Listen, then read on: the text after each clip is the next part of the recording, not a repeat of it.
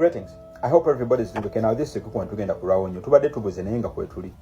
Uliriza eno yo video gye weetaaga okutambuza. Eno yo video gye weetaaga okusharinga. Nkakasa egenda kubeera emu yokka ku internet olunaku olwaleero. Bangi kumwe mbadde mwebuuza. Obanga temwebuuza. Lwaki mulaba candidates bangi naddala ku kifo ky'obukulembeze bw'eggwanga buli wetutuuka mu kulonda. Ekibuuzo ekyo badde oyinza okuba badde tukyebuuzanga. Lwaki olaba abantu abakimanyidde ddala nti tebalina ground, abakimanyidde ddala nti tebalina support, abantu b'osobola okuyita bakimbuyege abanafu ddala naye ng'osigala obalaba ku ballot paper.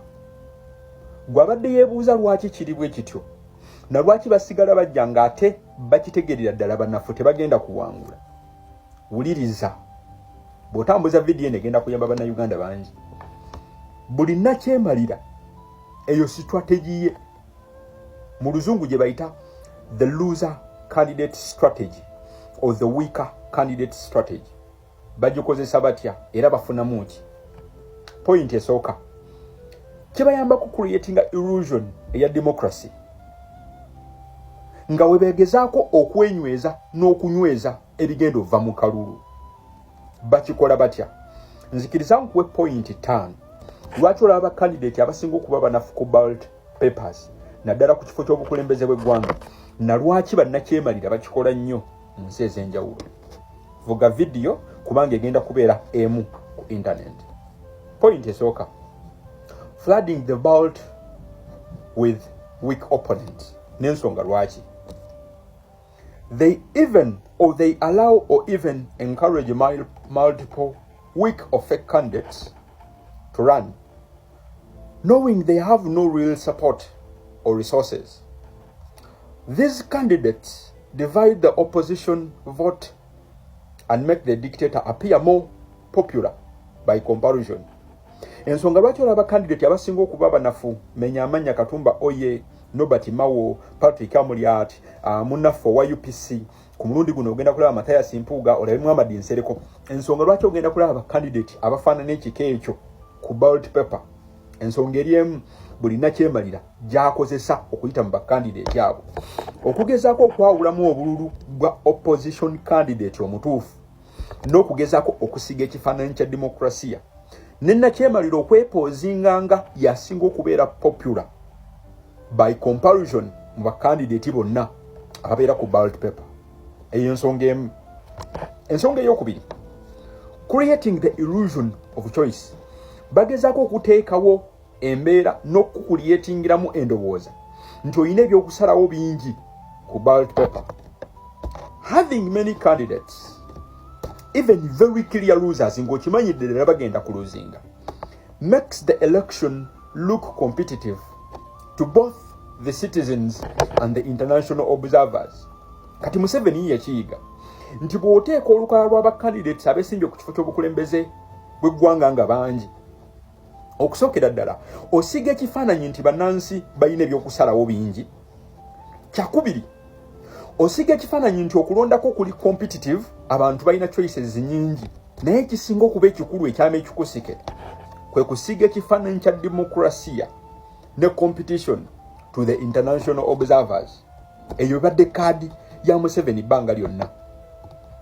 It's tricky to distract from the fact that the winner is premeditated. Kibeera kizibu nnyo or pre-decided. Kibeera kizibu nnyo the international observers ne bana abantu baffe abawansi okujjako nga tubabuusiza nga boolaba ku vidiyo eno okuzuula n'okakasa nti omuntu agenda okuwangula mu kalulu akalimu nakyemalira babeera bamusazeewo dda kati balina okukulietingirawo ekifaananyi ekiraga nti olina choices nyingi ku bakandidate abagenda okwesimbawo. Nkumalamu amaanyi nti bakandidate bonna boolaba ng'olese candidate abeera alina amaanyi, abeera threat erina kyemalira, abasigadde bonna babeera basasula okulabika ku ballot paper. Ensonga eyokusatu, vote splitting and causing confusion. Okugezaako okwawulamu akalulu no causing confusion. If a real opposition candidate gains traction, oba senga abeera famous nnyo, any dictator will sponsor or promote a look-alike oba gwosobola okuyita spoiler candidate to split the votes and confuse the voters. kambize mu lulimi olwangu nti buli nakyemalira lwakiraba nti waliwo opposition candidate asinga okuba w'amaanyi making sure nti facilitating sponsoring ba candidates bangi okulabika ku ballot paper asobola okwawuzaamu obululu bwa candidate oyo w'amaanyi era making sure nti afunayo candidate ava mu kitundu kyekimu candidate ow'amaanyi mwava asobola creatingawo confusion wakati mu balonzi n'okusobola okukendeeza ku bululu bwa candidate oyo w'amaanyi mu kitundu mwava. Example eri very clear, ogenda kulaba Muhammad Nsereko ne munne Mathias Mpuuga nga kawe kasinde bayinza n'okwegatta omu ku bo najjanga omukulembeze w'eggwanga eyo ebeera creation ya nakyemalira okugezaako okwawula mu bululu bw'oyo candidate bwe kigwa bantu baffe abatalowooza nnyo abatamanyi bintu bino batomera era buli nakyemalira amaliriza mu gemu ey'okuleeta bakandidate bangi ku ballot paper creatinga confusion ng'alondayo spoiler candidate agenda okumuyambako okutoola n'okwawuza ku bululu bwa candidate asinga okuba w'amaanyi. Point number 4. Fake opponents used to validate rigged numbers. The regime manipulates vote counting. Buli regime ya dictator etabangula era ekyusakyusa ebiva mu kulonda. Era nga basiba bakugamba nti nakyemalira buli kalulu akajja awangulidde ku bitundu 5 ku 10 ku 6 ku 7 wabula mpulirizaamu katono ogenda okukizuula ng'ate abadde akwebera oba asinza okukwebera ayanguwa okumakinga sure nti akosidinga defeat era n'amaliriza ng'atendereza election process nga bwebadde a bit free and fair, giving a fake sense of legitimacy. Agezeeko okuwa obulungi n'obutuufu obuvudde mu kalulu obukyamu. Example ntuufu ya Bedi Bwanika obudde buno akolagana ne Mathias Mpuuga mu kalulu ke yasimbamu ne Dr. Kizza Besigye. Dr. Kizza Besigye nga alutemu 7 mu kooti, Bedi Bwanika n'avaayo n'awanike nga n'agamba nze nzikiriza nkosidinze election zibadde free and fair. Kankwe point esemba ey'okutaano. Controlled opposition. Some opposition candidates are on the dictator's payroll. Echoto kyerabira. They run to play the role not to win.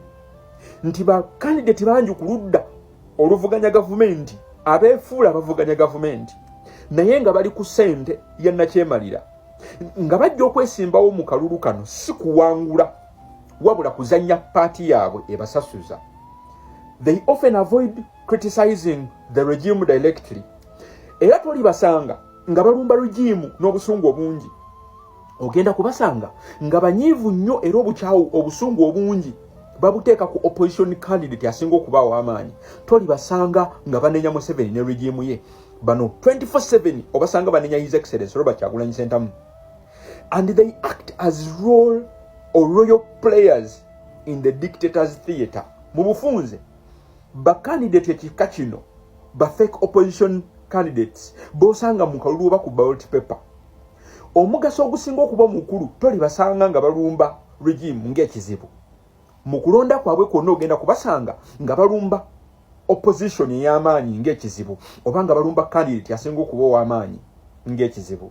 Example entuufu oba ennyangungu. Tunula mu bibiina byonna gwe byogamba biri ku ludda oluvuganya gavumenti olunaku olwaleero. Ombuulire. Bw'osanga live ya Muhammad Nsereko asinga kulumba Museveni oba asinga kulumba His Excellency Robert Kyagulanyi Ssentamu. Mathias Mpuuga ng'ali ku TV set asinga lumba Museveni oba asinga kulumba His Excellency Robert Kyagulanyi Ssentamu. Mubaraka Munyagwa wa FDC bw'abeera ku TV set asinga lumba Museveni ng'ekizibu oba asinga lumba His Excellency Robert Kyagulanyi Ssentamu. Video eggwa bweti. Buli candidate gw'ogenda okulaba ku ballot paper 226 nga si His Excellency Robert Kyagulanyi Ssentamu. Tebakulimba, that's multi-party democracy or multi-party dispensation. Abo bakandidate bonna bolaba babataddewo kukubuzaabuza obeere ng'alina choices ez'enjawulo. Babataddewo kulegitimizinga nakyemalira kukendeeza na kusalamu support ya candidate w'amaanyi. Mu bufunze tokola ensobi n'olonda candidate omunafu simply because olina omukwano, simply because wa ddiini yo, simply because wa ggwanga lyo. Londa candidate ow'amaanyi kubanga yasobola okukyusa ebintu. Wolan Salyoti.